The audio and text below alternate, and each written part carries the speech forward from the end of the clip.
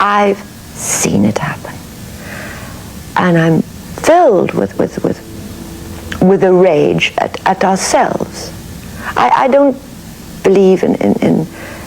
collective guilt, but I do believe in collective responsibility. Audrey Hepburn is one of the most universally admired figures in the history of cinema, and that admiration tends to come wrapped in a specific set of associations: elegance, grace, gentleness, a quality of luminous warmth that her screen performances projected so consistently that it became almost inseparable from the public's understanding of who she was as a person. She was Eliza Doolittle and Holly Golightly in Sabrina Fairchild and Sister Luke, characters who shared across their considerable differences a quality of open-hearted vulnerability that audiences found profoundly appealing, and that critics recognized as the product of genuine skill rather than simple personality projection. The life behind those performances was considerably more complex than the public image captured. She had survived the German occupation of the Netherlands as a child, had known genuine hunger and genuine fear, had watched things during those years that no child should witness, and that left marks on her understanding of the world that informed everything she did afterward.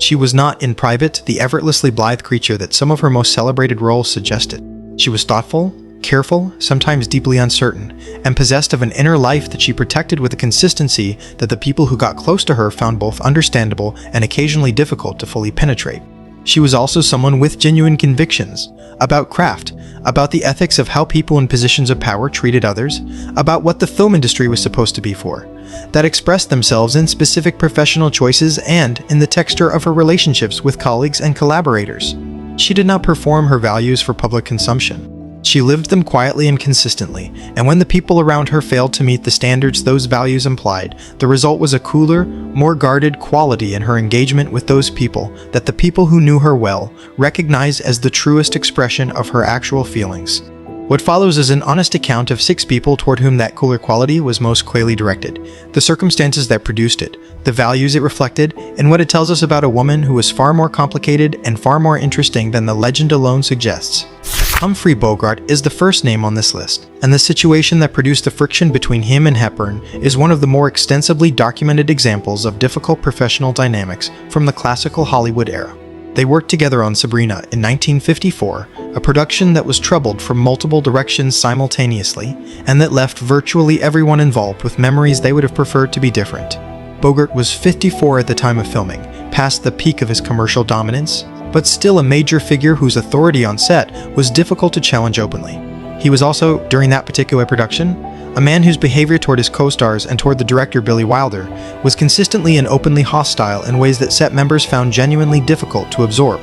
Bogart had not wanted to be cast in Sabrina. He believed the role should have gone to his close friend Cary Grant, and he arrived on set with a resentment about the casting situation that he directed outward rather than managing internally. His specific targets were Hepburn and William Holden, who were both Wilder favorites and whose presence in the film he associated with the professional slight he felt at having been cast in a project he had not chosen. He was openly contemptuous of Hepburn's acting method, dismissive of her in ways that were visible to crew members and to Wilder, and conducted a campaign of small hostilities throughout the production that people present later described as one of the more unpleasant professional environments they had worked in. Hepburn's response to Bogart's conduct was not characteristically to match his aggression or to respond in kind. She was not someone whose first instinct was toward confrontation, but the specific nature of Bogart's contempt, its directness, its persistence, and its targeting of her specifically as the representative of everything he disliked about his casting situation, left marks that people who knew her have described as real and lasting. She spoke about the production in subsequent interviews with a careful quality that barely concealed a genuine discomfort, and her private assessments of Bogart's conduct, as reported by people close to her during and after the production, were considerably less careful and considerably less concealed. What makes the situation worth understanding fully is what it reveals about the specific kind of professional conduct Hepburn found most difficult to accept. She was not easily rattled by difficulty or by the ordinary frictions of film production. What she found genuinely hard was the deliberate targeting, the specific, personal quality of Bogart's hostility, which was not directed at the work or at a creative disagreement, but at her as a person standing in a place he believed someone else should occupy. That kind of conduct, rooted in resentment rather than principle, was something she had very limited patience for, regardless of the professional authority of the person engaging in it.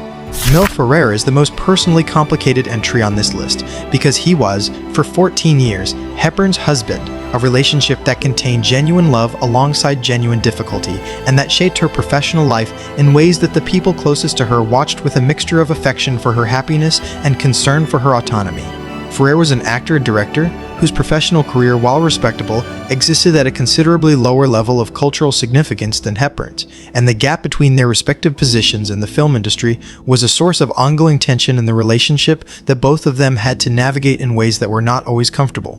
The specific professional friction that developed between them was rooted in Ferrer's tendency to insert himself into Hepburn's career management in ways that people close to her found concerning. He developed opinions about her projects, her directors, her co-stars, and the professional choices she should be making that were not always aligned with her own instincts or with the assessments of the professionals around her. And he expressed those opinions with a persistence that created real difficulties in several of her professional relationships. Directors and producers who worked with Hepburn during the years of her marriage to Ferrer have described navigating his involvement as an additional layer of complexity in productions that already had enough complexity of their own. Hepburn's own feelings about this dynamic were, according to people who knew her well during those years, more complicated than a simple assessment of Ferrer as domineering or controlling. She loved him, at least during the earlier years of the marriage, and she was not someone who found it easy to see the people she loved as sources of harm to her own interests. But the specific ways in which his involvement in her career created difficulties, and more fundamentally, the ways in which his professional ambitions and his self-presentation sometimes created impressions she had to manage that she found both embarrassing and unfair, built a resentment that those close to her watched accumulate across the years of the marriage with increasing concern. The marriage ended in 1968, and Hepburn's subsequent life, her second marriage, her return to acting in carefully chosen projects, her eventual dedication to humanitarian work, reflected a woman who had found her way back to herself in ways that the Ferrer years had complicated. The relationship belongs on this list, not because Ferrer was simply a villain in her story, but because the specific dynamic it created was one she found genuinely difficult and genuinely costly in ways that her public comportment never fully revealed. Cary Grant is one of the more surprising entries on this list, given the public record of their interactions, which includes perfectly cordial appearances and mutual professional respect that was genuine on the surface. Grant is also in a specific way connected to the Sabrina situation discussed earlier. He was the actor Bogart believed should have been cast in the film, and the awareness of that belief was something Hepburn carried through the production in ways that informed her experience of the whole situation.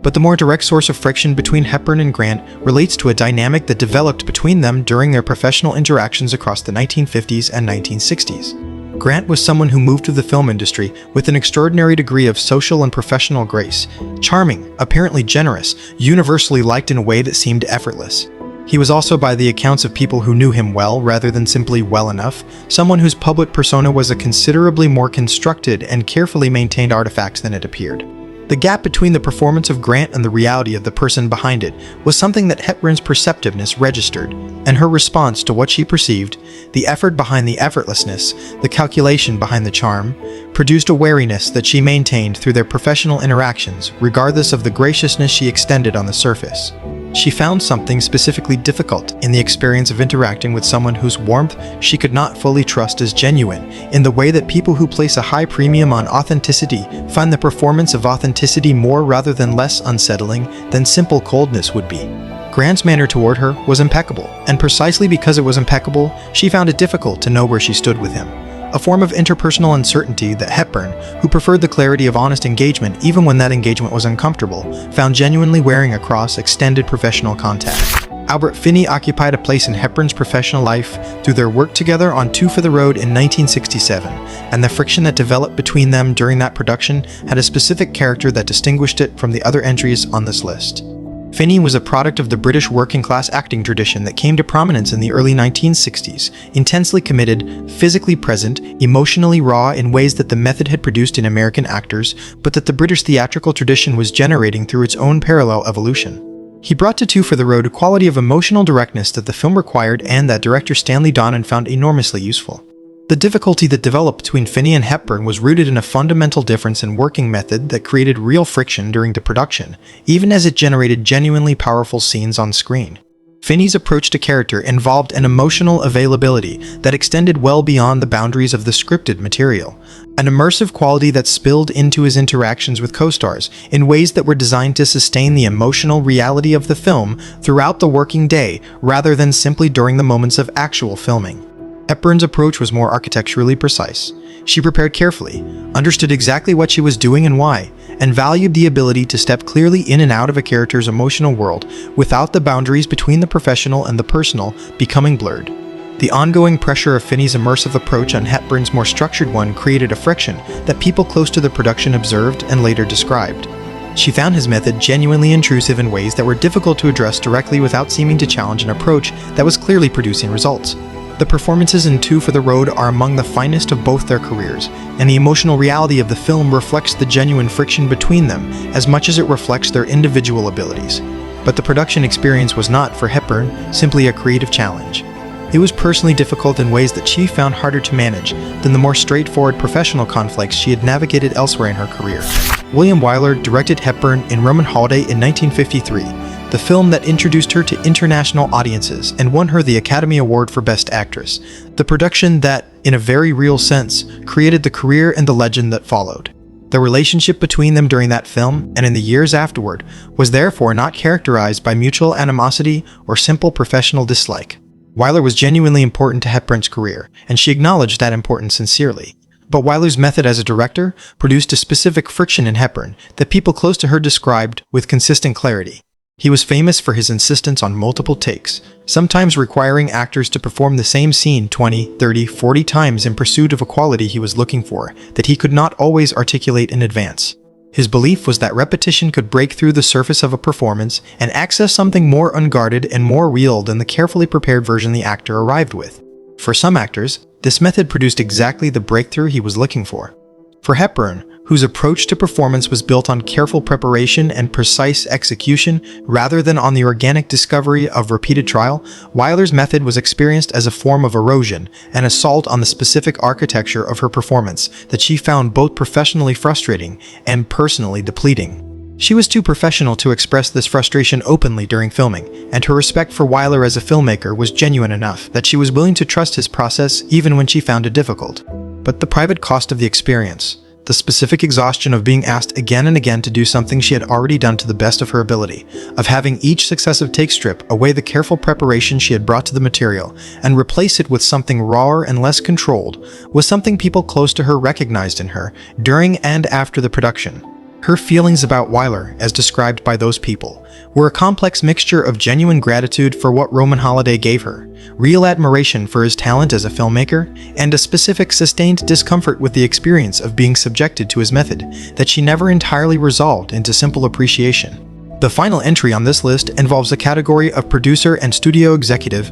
rather than a single named individual, and the pattern it describes shaped Hepburn's career choices in ways that became increasingly visible as she moved through her 30s and 40s and became more selective and more confident in her selectivity. Hepburn had a deep and clearly held conviction that the work she attached herself to needed to be worth the effort. Not commercially significant, not star-making in the conventional sense, but genuinely meaningful in a way that she could commit to with her whole self, rather than with a professionally competent portion of it. There were specific producers whose projects she found inadequate on these grounds and whose conduct toward her during the development process she found genuinely objectionable. Producers who treated her as a commodity whose presence in a film solved marketing problems, regardless of whether the material itself deserved her commitment. The specific thing that triggered Hepburn's most pointed response, according to people who worked alongside her during various periods of her career, was the experience of being evaluated primarily as a visual asset, as the thing that made a project look like it deserved to be seen rather than as an artist whose creative contribution was the actual point of her involvement.